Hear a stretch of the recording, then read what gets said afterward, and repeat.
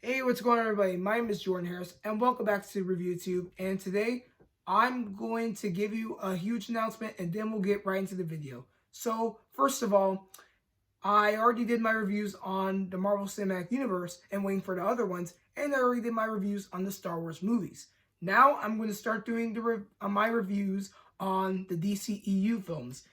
As you already know, we have the Justice League, Man of Steel, Wonder Woman, Birds of Prey, Shazam, and so on. So I'm going to do my review on those videos and also still do some theories on Marvel. And my upcoming video for the Marvel review is the Thunderbolts in the MCU. So to start off with the DCEU movie reviews, I'm going to review The Man of Steel. And this movie is a remake of Superman 19 that came out in 1978, starring Christopher Reeve. And instead of Lex Luthor being the villain in this film, it's actually General Zod. So let's go up and away with this film, Man of Steel. And as you may know, in the origin story of Superman, we start off in the planet Krypton, where we find a young man named Jor-El put a baby named Kal-El in a small spaceship. The reason why was because the planet Krypton was under big destruction in a way. Because, well, there's a big earthquake. I mean, it's not technically Earth in a way, but I just call it, I guess, a planet quake in a way, because it's not an earthquake, because earthquakes are on Earth, and I just have to say, it's a planet quake.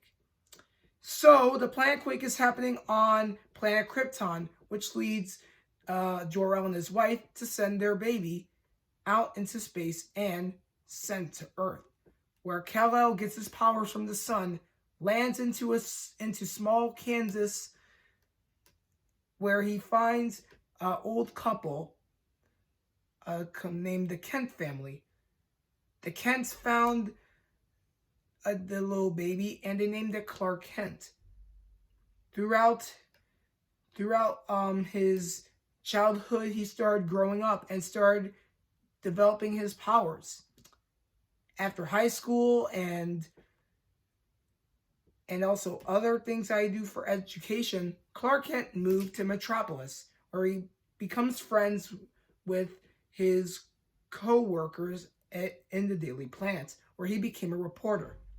He was friends with Jimmy Olsen, the photographer, Lois Lane, the journalist and the love interest, and Perry White, the editor-in-chief of the Daily Planet.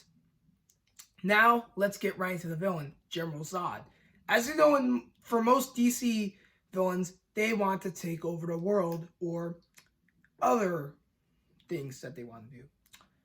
But most of all, he wants to destroy Superman. So for Clark Kent, here's how he gets his costume. He goes into the planet of Solitude, not the planet of Solitude, the Fortress of Solitude. He goes into the Fortress of Solitude, where he finds a hologram of Jor-El. For Jor-El, he grants Clark Kent his powers to become the Man of Steel, Superman. And whenever there's trouble, he goes into a telephone booth and gets all suited up to stop evil. Now we get to the big part of the movie, the fight scene. Seeing the fight scene was pretty dope. Two powerful men who go up against each other using their bare hands. It was super amazing to see the cinematography and the visual effects on these characters. Seeing the red glowy eyes as they shoot lasers out, the X-ray vision, seeing one of them punch at each other and then they just push themselves back and they hit to the ground, and it looks like you're playing a video game in a way. That's what most DC movies are right now, because it's like you're playing a video game. Like, think about The Dark Knight. It felt like you were playing a video game in a way. because it's dark and gloomy and all that stuff. For this, you're flying in the air and you're using your powers to stop this bad guy.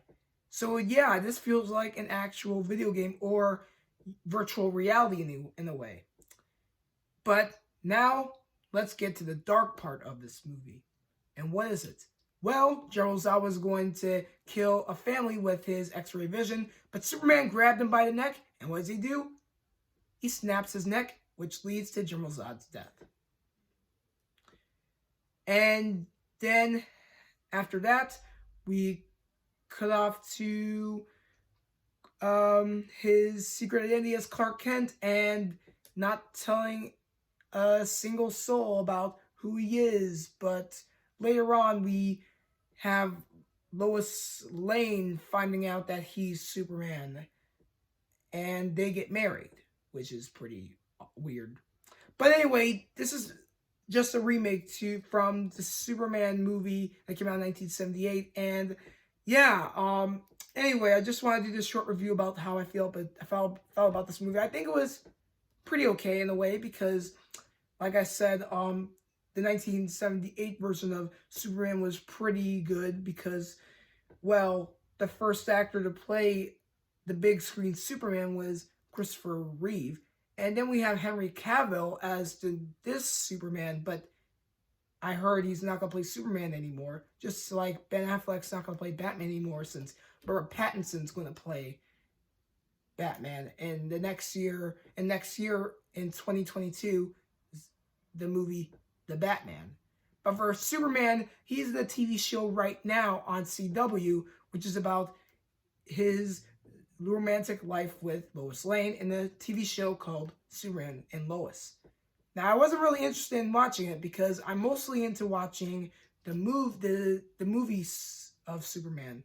But anyway, tell me about your thoughts about this movie if you saw it, and most importantly, please give me that thumbs up, subscribe to my channel, and go on the notification bar. Do not want to miss a video I post. I'm so sorry about the spoilers, but hey, I review, so what can I say about that? Thank you for joining me, and I'll see you next time on the next video, which is going to be on Batman vs. Superman, Dawn of Justice. Thank you, and see you later.